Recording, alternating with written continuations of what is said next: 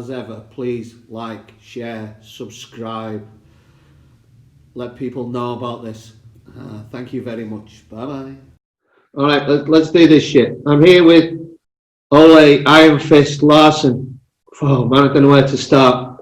Kickboxing record 56. Tell me if I'm wrong. 56 and 36. Fought the who's who of kickboxing. Everybody you seem to have fought, man. MMA 13 and 9. Champion in loads of organisation. King's Cup. K1 runner-up. IMTC Muay Thai. IKF Pro Muay Thai champion. A legend in the game. When the first fight I seen of you was against Joe Ray, back in Dare Sports, and I was like in awe, man. It's something I wanted to ask you about it. I was watching that fight, and I think the first round didn't really go your way. It's partway in the second round. This is what I imagined. I don't know if this is true. I don't know if you can remember. There was a bit where it just seemed like your face changed and you went, fuck it, and just started throwing hammers. I don't know if you had that. It's sort of feeling I got from watching that fight. I don't know if you can remember. I do remember. I remember it very well because it was the one and only fight in my career that I let emotion take charge. Like, you see the whole build up in hype and trash talk and all that, and fighters are not supposed to, they make the hype. They're not supposed to fall into it. Like, really. Yeah. And I did in this case. I really, I fell for it, man. When all the trash, I thought it was, I felt it was so real. Yeah. And I was kind of, I was really pissed. And I think I remember I was screaming at him during the fight, like, fuck you, you motherfucker, fuck little fucking faggot, I'm gonna fuck you. I remember, and it was just, I don't know, man. I lost it in that fight. I really lost it. That was fair play. That was a crazy fight, man. I just watched you fight that, and it was just like I had so much respect for you after that because you just laid it out there. What do you consider your best fight? Sorry, hold on. Let me just. What do you think's your best fight ever? What's the fight that you like to look back on? I know it sounds probably a little bit corny. There's like some Muay Thai fights that mattered for other reasons than they were just tough opponents, but just because it changed a lot for my life. Like when I became amateur champion, I defeated the other amateur champions, and it was the turning point where I knew what I wanted to do with my life. So that was something I won't ever forget. And it was my brother became the champ the same day, and we trained together. We had just started our own gym, so it was like a big thing for us. So yeah, and man, there's been a lot of good fights and some crazy experiences, and so I can't really pinpoint just one of them. Who would you like to have a go back at? If you could have one fight, if you could cut, are you still fighting, or are you retired now? I'm retired. I call myself retired. I haven't fought in 3 years or something. So yeah, I'm done, man. I mean, I'm still waiting for that one big fight. Someone call me, man. I'm there, but I just don't want to do it for chump change, and I think that's what happened. I got too expensive, and people didn't see enough off me, and whenever someone did, I said I wanted to get paid. So you start seeing less and less of me. So that's it. I'm okay with that. I've seen something about when you were up for some open weight fight. Yeah. Was it last year? Did that? Yeah, that crazy open weight event in Bahrain where they were just. I was supposed. Oh, man, I was down, but they didn't pay anything. Like you'd have to win the whole tournament to get paid, and it was a heavy weight. Well, it's an open weight, meaning that there'd be like monsters in there, like Yeah. So I was like, nah, man, I'm not doing that for free. Mm-hmm. Money aside, if you could go back and fight anyone, who would you like to fight again? Um, I really believe that I'm 10 times better now than I was 10 years ago. Yeah. So, man, I'd like to fight everyone again. You know, Go on. when I entered the K1 Max, it was such a I wasn't ready. And I look back at these fights, me versus Masato, and man, I just talked a bit to Andy Sauer today.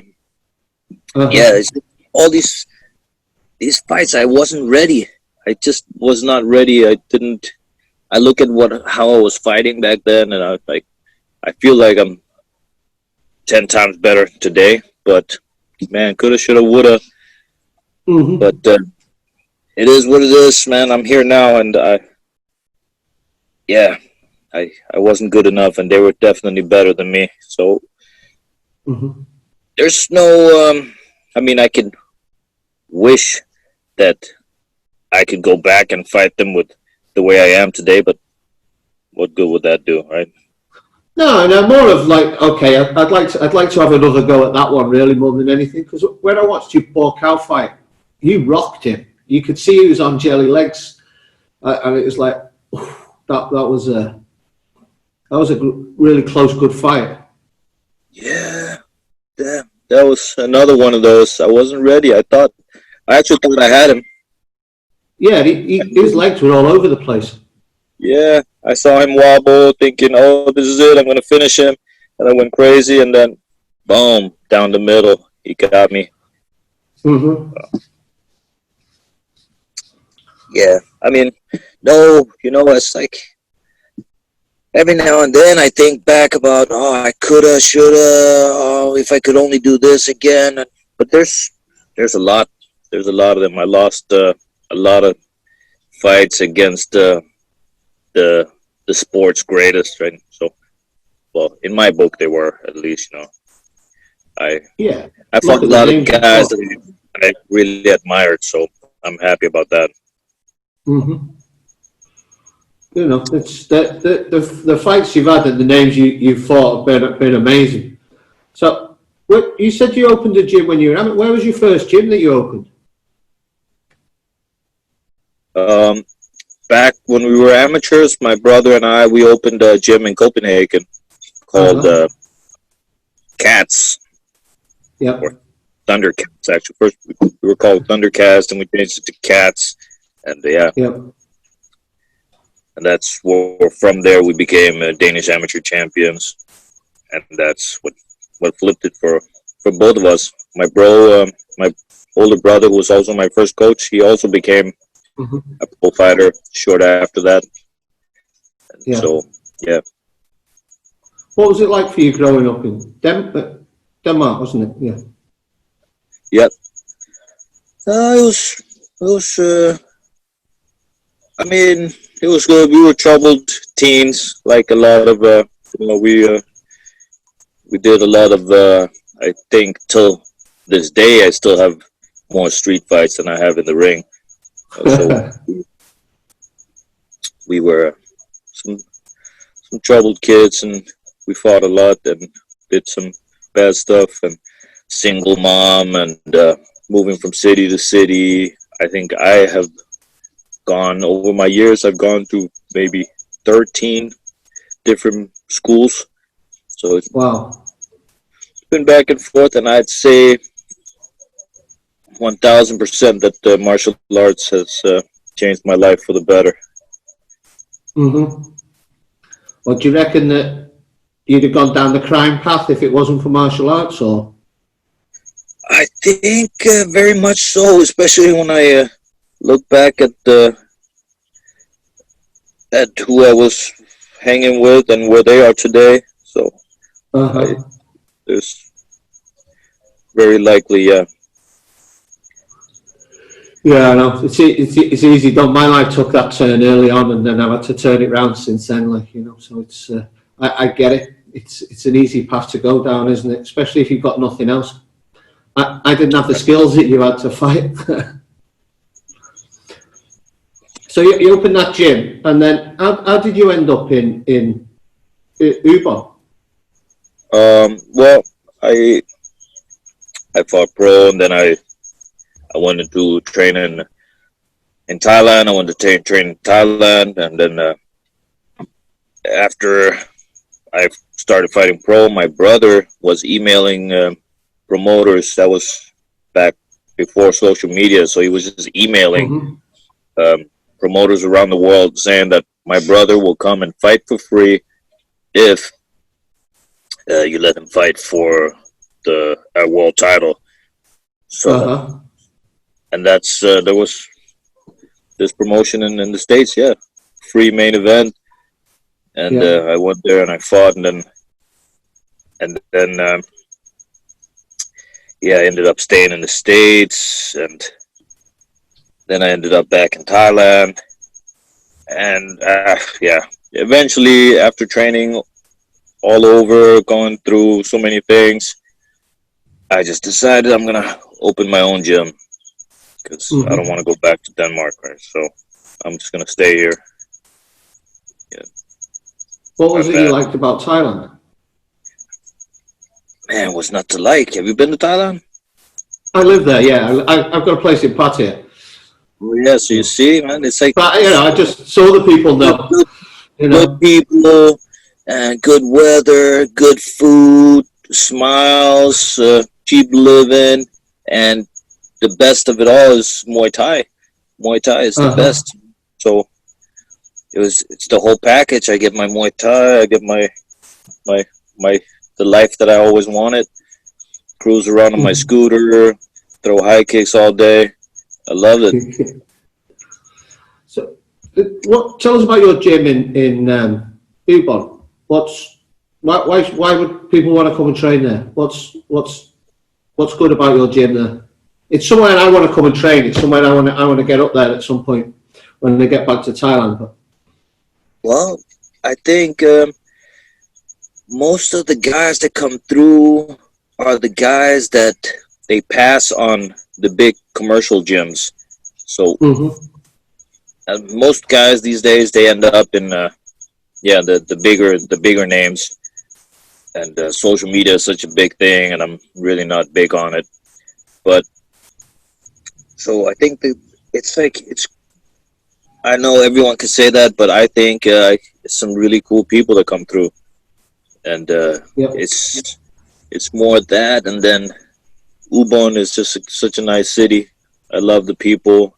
I love my coaches.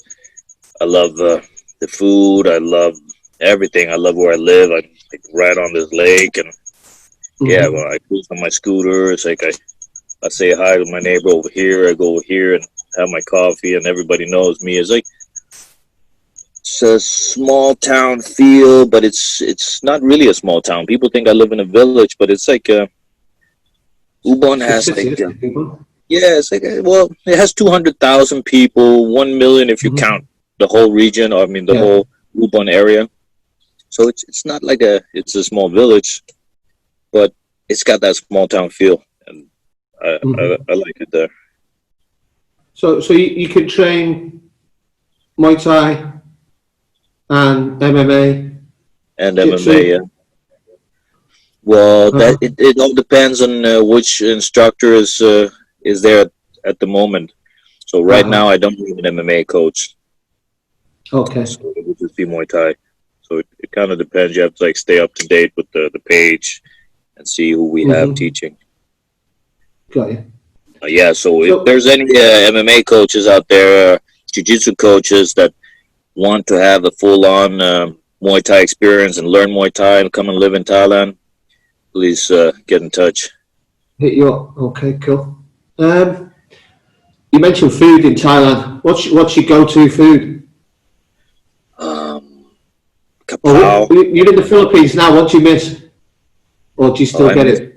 Man, no. To be honest, I'm not really I lived in Thailand for so long. It's like I'm kind of spoiled. I don't like the I don't like the Filipino food too much. So I miss, man, I miss the tom kha. I miss the pat kapow. I miss, man, it's like everything, really. Everything. Kapow, it's like just a simple pork dish, isn't it? Like fried pork with herbs, with spices, like, but it is wicked. It took me a while to get into it. Same with, do you eat like santan blah? Oh, yeah. Yeah, with like that fermented fish. That took me a while before I started eating that while I was in Thailand. But like I once still you get don't into eat it, I still don't eat that. No, No, I eat somtam and nuts, but not somtam blah. That's no. it's too much for me. They always make that more spicy as well. Yeah. Have you had that one where they've done the I'm gonna try and stitch you up on the spice and give you way too much spice? They've done that to me a few times. Yeah. It's like I tried to build up my tolerance, and it was always like a competition for me and the boys, like who could eat the spiciest somtam. And Sep, the bandit Kurdistan, he was the winner because every time we had a somtam, he would increase by one chili, and I think eventually he went down, and he was always having somtams with 10 chilies in them. That was crazy. It was just too much for me. It makes it worse when they smash it with the pestle and mortar. All that chili flavour comes out, doesn't it? And you're like, I've been there sweating before now. So where do you like to stay the most? Which you got 3 gyms, haven't you now? Yeah. You got one in Udon, one in Boracay, and one in Copenhagen. Yeah. Do you split your time amongst the 3, or is there a place you prefer to stay? Well, since I retired like 3 years ago, and I moved back to Denmark. So I've been spending my time in Denmark. I try to go back to Thailand and the Philippines once a year. Yep. But I love Ubon. I really like Ubon. I just I started this gym over here in Boracay because the beach, man. I always wanted a home on the beach, and yeah, it's amazing here. And then Copenhagen, well, man, now I live there, so what else am I gonna do? Yeah, that Boracay is an absolutely beautiful island, that though, isn't it? Is it all? Pardon? Have you been here? Sorry. No, I've just seen photos. I've only been to the Philippines once. I went to Manila, and then I went up north to get a Kalinga tattoo off Yod, is it? The lady? Yeah, so I had to hike up the mountain where she'd done the hand tap tattoo. So that was really cool. When was that? That was it. Pardon? When was that? Just over 2 years ago now. 2-3 years ago. Well, I came to see ONE FC when Enzo Gracie was fighting there. Yeah. And then I went up to get that tattoo, which was a super cool experience. But Boracay, the island is just picturesque, isn't it? The water's amazing there. It's like people compare it to the Maldives. Like when I'm out, yeah, really. I mean, when you're out jogging in the morning, it's like, man, it's almost unreal. It's like you're fucking out here jogging on a postcard. It's like, wow, man, it's cool. Yeah, it's somewhere I'd like to go and visit down south in the Philippines. It looks spectacular, and there's a lot of things to do down there, isn't there? Like adventure sports and stuff. Yeah, for sure. Hmm. So do you have boxing as well, Boracay? Yes, it's mainly boxing. It's like boxing twice a day, Muay Thai once a day, MMA once a day, Brazilian Jiu-Jitsu once a day. But the two boxing sessions daily are the busiest. Okay. Because sorry, No, go ahead. there was a coach when I was training in Pattaya. He used to work at your gym. I can't remember his name now, and he was saying he loved it there. So he was a boxing coach. Nice. So, Oh, Romarate, Michael. It was Michael. Michael. Yeah. Yeah, he's a Small nice guy. guy. Yeah. He was over in Pattaya at Kombat Group when I was training there. Yeah. So, what's your you have a clothing company as well, don't you? Yes, I do. I make MMA clothes, t-shirts, fight shorts, Muay Thai shorts, tights, and rash guards, and gym clothing. Like I made a lot of stuff for Dwayne Bang and for his Bang Muay Thai, and for Phuket Top Team. I've made all their for a long time shorts and their jerseys. Yeah, so I do a lot of that for many gyms. Your company's Ground Skills, isn't it? Yeah, I got ground skills and this newly started a couple years ago called Blood, Sweat, Tears, BST. Just because a lot of people didn't want Muay Thai shorts that were called ground skills. So we started doing our Muay Thai shorts with Blood, Sweat, Tears. So what's your day look like now you're retired? Do you still train all the time, or? Because every time I see pictures of you, it's like, chisel, man. It's like, man, do you ever get fat? I think I'm blessed with genetics, man. My dad, he's an old Norwegian dude. He still has a 6-pack. My brothers, they're all built like me, and but I do also train. I train once a day, but it's just a little bit of, it's mostly teaching. I like to get in there and get a sweat on, but I just like focus on teaching. I like to teach and share and try to improve the guys that I have that actually want to fight.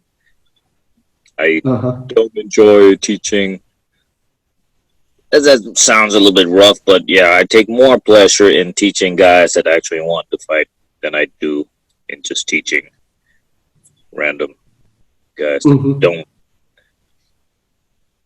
Yeah, I don't class myself as a fighter, but I see it in the gym. You know, I've had 2 amateur fights, so I don't put myself in that bracket. But there's a different connection between fighters, isn't there, when they're training, and you know that they're trying to do something. I can see the difference in the gym.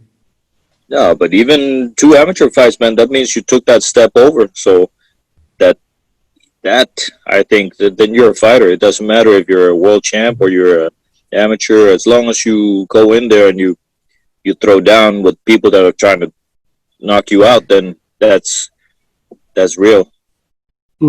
I am sort of proud of it, like, because I was 45 when I took those fights. That was the first time I've ever done it. Like, you know, I keep thinking, could I do it again? But I'm like 50 now. It's like, nah. Don't be stupid. Maybe in the back of my head, I still think I could do it. You know. Yeah. So, what do you do when you're not fighting, or when you're not training and fighting? What's your downtime look like? What are you into? Well, man, I don't do much. I teach. I like to teach, and when I'm because it's different. Like right now, I've been here for 8 months, almost Yep. 7 months. I came here for December 1st because I was preparing for a show that we were having here on on New Year's Eve. But Okay. I just managed to cancel it because I had a bad feeling. I didn't think that it was going to work out. And a week after I canceled it, the Ursula came and just trashed the island, trashed the gym, and we were left on the island here for months with no electricity. Yeah. Yeah, it was pretty crazy, man. Like, and then of course COVID-19 happened. So it's just been crazy times this whole year. It's just been so crazy. So, and then in Copenhagen, my team back there, they were all waiting for me to come back because we had started this. We're doing a show called the Ironfist Kombat Tournament, which is and it's going to be something special. I'm making a really big show in Copenhagen, like maybe even the biggest ever seen in Northern Europe. Is like I'm pulling in some big names, making some big fights, making some special rules. I'm doing Muay Thai with MMA gloves, and there's some main event card. The main event card I can't quite reveal. It's like when you hear it, you're gonna be looking. It's gonna be crazy. Some really good fights and a huge arena. So, did you give us a clue earlier when you were speaking who it might be? You know what, man? It's like I can't I can't do it. I'm just teasing. Yeah, I'll just leave that out there. Yeah, soon it will be revealed. The card will be revealed.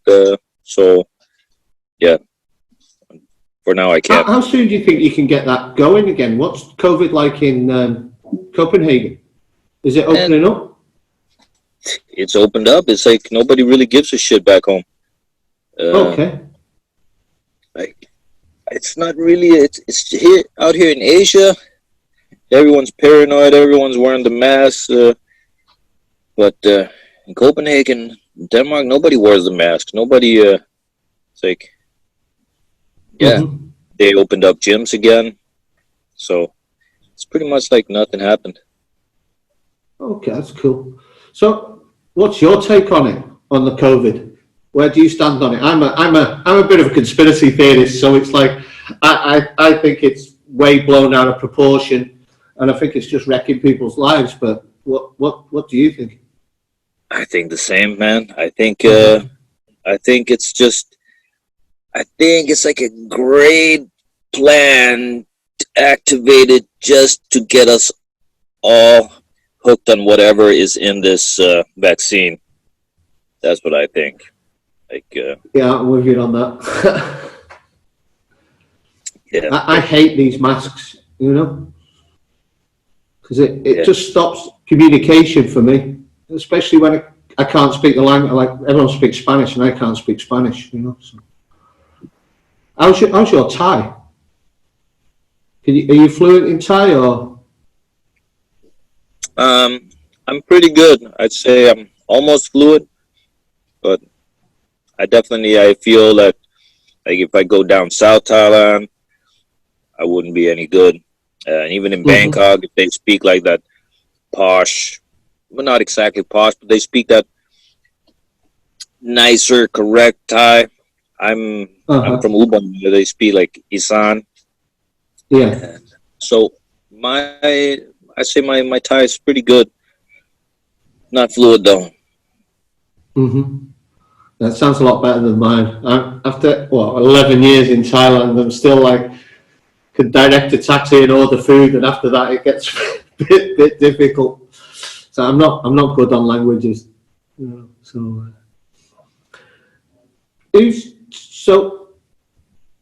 Well, yeah, talking about how's it affected you in the Philippines with the COVID and the hurricane coming through? What's happened there with that? So, Well, and it's just crazy. My whole gym is built out of bamboo.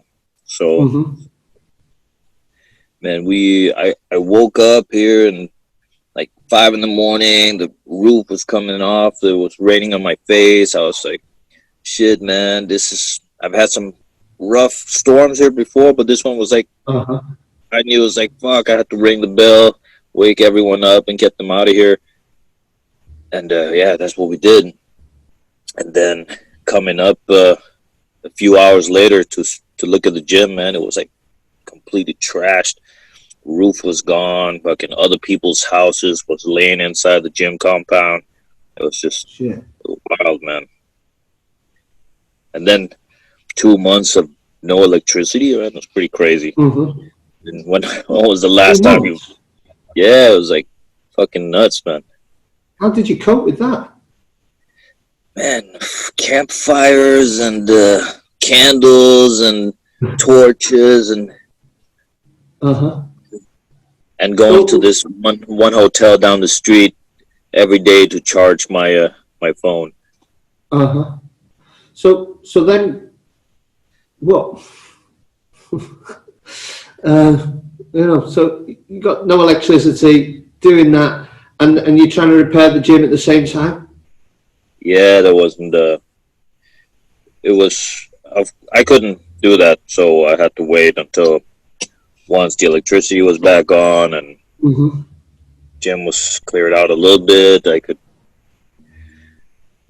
start to try to repair a little bit here. It's a little bit there. There's still so much that is beyond repair. Like the big house we have, that's like above the octagon, is like it's done for, man. It won't be. The floor is broken off. The poles are broken. The roof, everything is. It's just. It was a good thing we got out of here in time. It was pretty great. Where did you go? Did you get off the island, or did you just go to somewhere? We just went like 100 meters away from here. There's like a concrete hotel, and the owners there, they know me, and they were kind enough to let us stay there. We all just stayed in one room. It only went down for like 2-3 hours. And then I've not experienced anything like that. I can't imagine. Yeah, it's the first time for me too. It's pretty wild. So then, so you just get over that. Then you have COVID. How did that affect the gym? Was it everyone off the island, or just stay on the island, or what? And it was fear more than anything. Everyone was like scared of Chinese people, scared of Korean people, and like, oh, we're not allowing Chinese people to train here anymore. And if Asian Chinese people were seen down the street, everyone was like, it was just crazy, scary scenes at first, but then everyone wears the mask, and then there was the curfew. No one's going out, no one's coming in, and we have to stay in our little compound here, and only one pass for one guy to go outside the gym every day and get food. It was kind of boring. That went down for like a month or two as well. It's just been all kinds of now it's almost back to normal. Still face masks, and then there's no tourism, so that's kind of it for business. Yeah, I don't know when that's going to open. Like, so, and that's the same for your gym. Do you have like many people stay in Udon? I had earlier. Gym closed? It's just empty right now. There's nothing going on. It just it annoys me. I've just lost so much money on flights, having to cancel flights, and they're not giving you money back now. They just give you a voucher. Oh shit! Yeah, is that because you you buy your tickets through the Momondo or the Skyscanner, or do you buy them No, directly from the? whichever, it doesn't matter. Like, I bought mine through Trip, and I cancelled the flight, and they're like, because of COVID. Oh, this is the airline saying it. Because of COVID, we're only giving vouchers out. It's like, what? So I'm like, Part is, oh, because you ordered it through Trip, but yeah. if you had ordered it directly from the airline, then they would have given you a full refund. No, they're saying it's the airline decision. Yeah, Yeah, that's what Trip is telling you. maybe. Man, I tell you, I'll see. It's the same with the another airline here. I've got a flight from Trujillo to Lima. They're another one. Oh, we're giving you vouchers, and I'm waiting on an American Airlines one that I've just had to cancel because there's no flights going out. So I know it here it's because costing me a fortune. there's a lot of foreigners trying to get home, and Mm. they're buying off the Momondo or the Skyscanner or Yeah. whatever. And then if you go and check on the actual, because they'll sell tickets that are meant for like the 29th of July or June 29th of June, and then they'll sell the ticket, they'll pay for it. But then when you go on the actual website of the actual airline, there are no tickets. Yeah. So they're just it's like a hoax to get you to throw that money, and then they won't give you the money back. They'll give you a pass to Yeah. buy another ticket. So Yeah, I'm going to have vouchers for airlines all over the world. yeah. That's scary, man. Who've you got fighters then that we should look out for? You've got who's the guy you just mentioned who won the title in one? Oh, Sebastian is no longer my boy.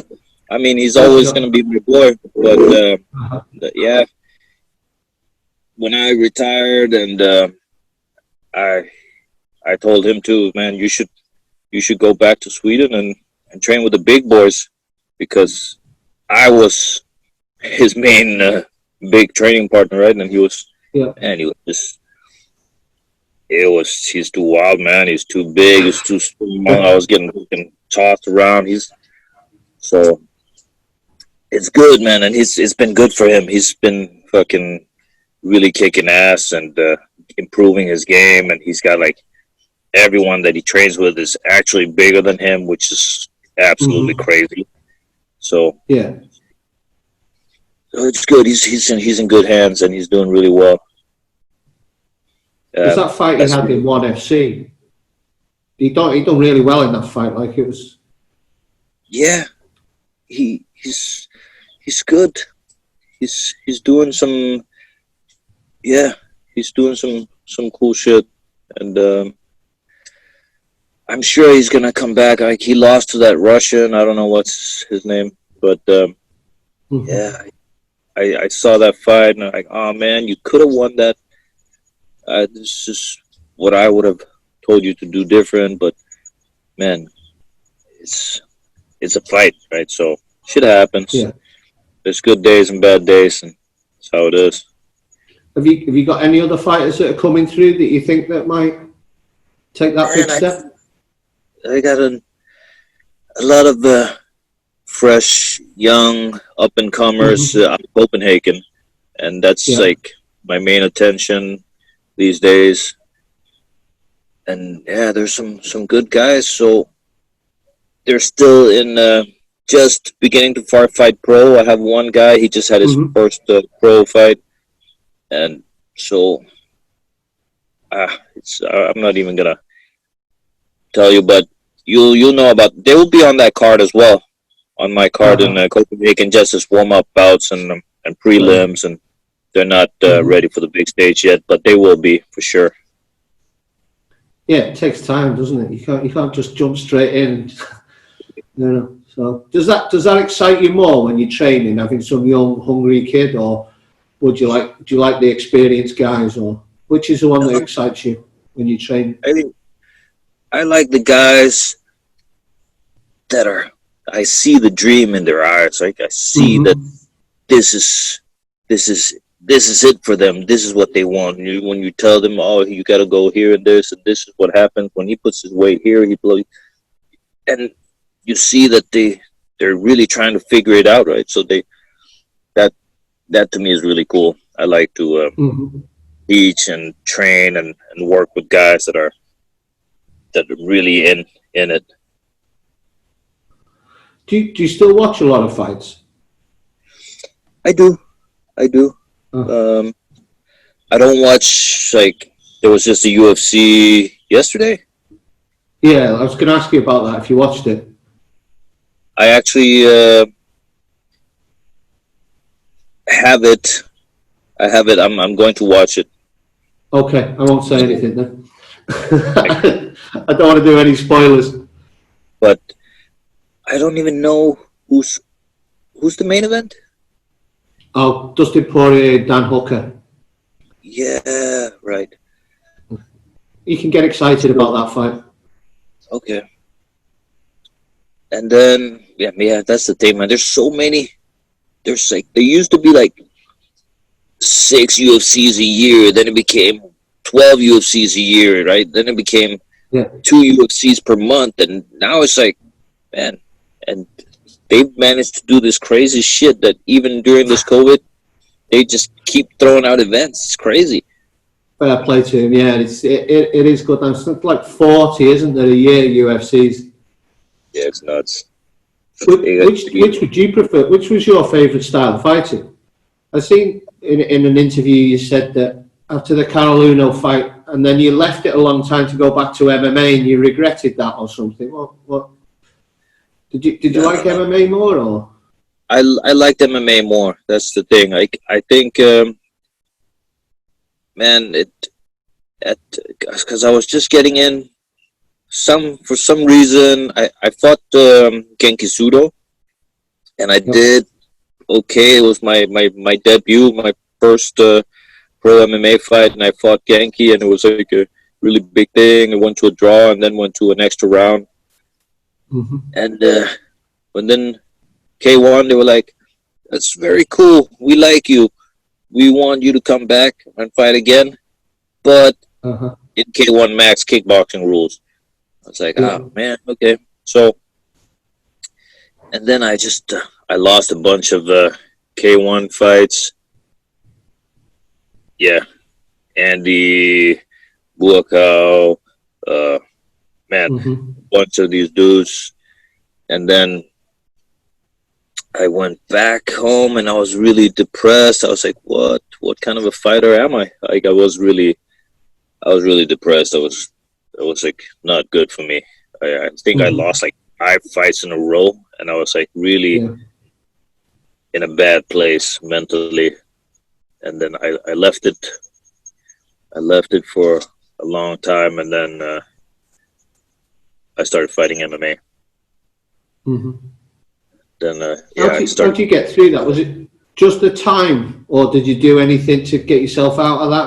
How do you flip that switch? It was time. It was like time. For real, man. I was like, at one point, I was thinking to do some crazy shit to myself. Like, I was really depressed. And but then I kept bringing my boys, these young and up and coming fighters that came to me and wanted to fight MMA. So I brought them to fight in these shows in China, and they were asking me, "Do you want to fight? Do you want to fight? Do you want to fight?" And then I was like, fuck it, I should do it. I'll do it, man. And that's how I got started back in MMA. Cool. What do you like about MMA? Is it would you prefer just totally no rules, or is it that aspect of it that there's less rules? Or just the more techniques, is it? Because it's like why did I first get into fighting? It's this question: how do you beat this other guy? He's his top trained guy. How do you beat him? Can you beat him? Well, what's the recipe? Is it and back then, and that was like when before the UFC, there was my brother was ordering these fights from some VHS tapes from the States and Yeah. from Russia and from Brazil, Valetudo fights, extreme fighting, pit fighting, whatever. And it was always the question, like, how do you beat this guy? But like, really, not just the gloves in a boxing ring. So to me, martial arts was about the fight. Like empty-handed though, I wasn't really into weapons, but like a fight. So I liked I like the grappling as well. And the Gracie family was first introduced to the world, and they were choking everyone out. I was like, what? What is this? Skinny height. Yeah, you got to jump on the wagon or get rolled over. You know? So, what when you're fighting, did you ever used to get nervous? Did you used to get were you one of those people who'd be nervous before a fight, or how would you feel before you fight? Because it's like you're saying, massively depressed. You just bare your soul to everyone watching, don't you? Especially as you get to that high level. Let's call it martial arts. It's an art, isn't it? And you're showing everyone the inside of you when you're in that ring. So you get nervous with that, or? I used to get really nervous, and I think it helped me perform and fight better because I was more on the edge. I was more, and yeah. But then later in my career, I started to lose that, and I felt like I needed to be nervous. So I sometimes be making up these stories.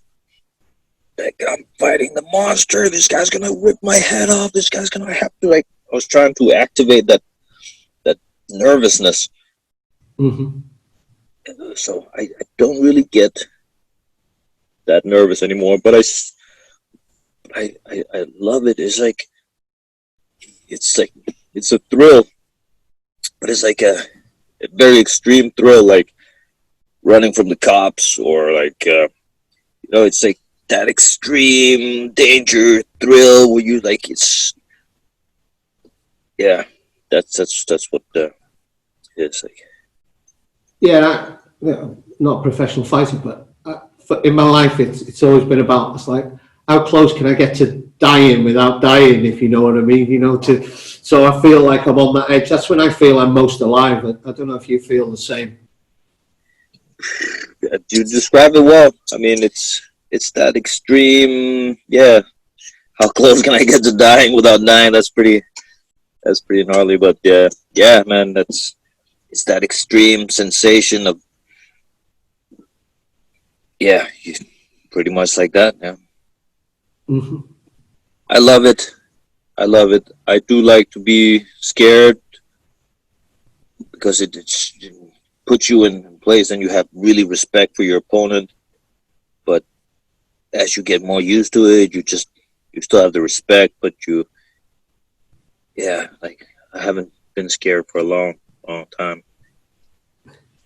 Yeah, when I watch you fight, it's like you don't see anything like fear. It's you just throw down, don't you? Not saying you're not technical. You're technical as well, but it's like you're not afraid to exchange. It's fun. That's the thing. It is fun. It is fun. One last question, really. Where's the best place you fought? Where was the best country that you've been to for fighting? Where have you enjoyed the most? Japan. Japan? Yeah. Was that because of the martial arts history, or? Yeah. Also, it was just the fans. The fans, like the buses of fans, and yeah, it was super cool. I'd go out and it'd be like, see myself on TV and TVs that are in shop windows and people recognizing, and just like the crowds, and yeah, I enjoyed that very much. So when you're fighting, do you hear the crowd? Are you someone who hears the crowd, or you don't hear it? Sometimes in Japan you do, because for some reason they're like really quiet. So someone decides to say something, you can hear it. So yeah, I just try to pay attention to my own corner, which, and yeah, it's not that easy to when you're fighting, and it's like you can hear there's all kinds of people in a fight arena that are really close to the ring or the cage that have absolutely nothing to do with your corner or the other corner, but they're screaming louder than everyone else. It's like, so it's hard to hear the corner's instructions. What would you tell a fighter who wants to get on? How would you'd suggest that a path for them to take and how to get through? I'd say, well, man, you follow your dream. If you're not in the right gym, then get to the right gym. But you need a coach. So once you find the right gym, believe in your coach. And I also believe in loyalty and team. And I think it's good. I mean, it kind of goes against each other. I said, change to a gym that will take you in. But once you get there, you got to stick with the team. As long as it's a good team, I mean, you just, it's good to have good people that care for you and want that you improve your game. People that want you to get better. It's like, yeah, it's a good team. That's what I would say. So find a good gym with a good atmosphere, some good guys, some good coaches, and some good teammates. Okay. Is there anything you'd like to speak about? Anything you want to bring up? Or? No, I mentioned it, man. The Ironfist Kombat tournament is going to be the craziest fight. It's going to be 50% Muay Thai with MMA gloves, 50% MMA. And we're going to have some fights that I can't reveal. When you hear who's fighting and what rule set they're fighting, you're going to be blown off. So cool. That's check out that page, Ironfist Kombat Tournament, and yeah, get excited. When do you think you'll be getting that? March 2021, so next year. Cool. Okay, wicked. Thanks very much for your time, Ollie. It's been a pleasure chatting to you, man. You know, it's since I watched you on that dare fights, you know, I've always wanted to have a chat with you, and I want to come up to the gym in Ubon and try and get some training in there at some point when I get, if I can ever get back to Thailand. So thanks very much. I really appreciate it, man. And you're welcome. Thank you. All right. Peace out. Thanks very much, mate. Bye.